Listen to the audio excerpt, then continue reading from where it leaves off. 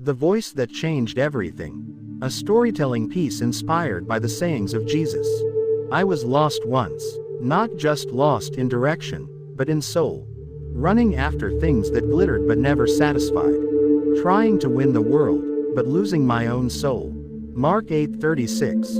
And in the silence of my despair, I heard a voice, not loud, but piercing. Like light cutting through a locked room. Come to me, all you who are weary and burdened, and I will give you rest. Matthew 11:28. I had never heard words like these. Not demanding, not condemning, but calling me to lay down what I was never meant to carry.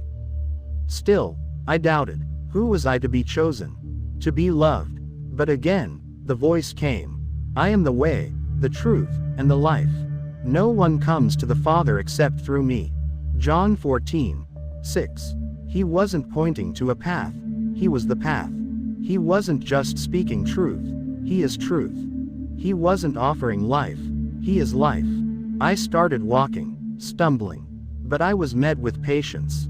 One day, I fell to my knees, ashamed of my past. Tears in my eyes, fists clenched with regret. But then I remembered the words. Let the one who is without sin cast the first stone. John 8:7.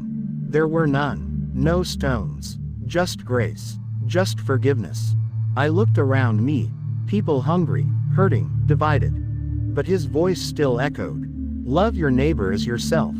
Matthew 22:39. Blessed are the peacemakers, for they shall be called children of God.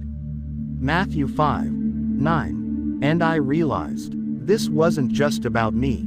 This was about becoming his reflection. So I forgave, I gave, I walked beside the broken. Because I remembered, whatever you did for one of the least of these, you did for me. Matthew 25:40.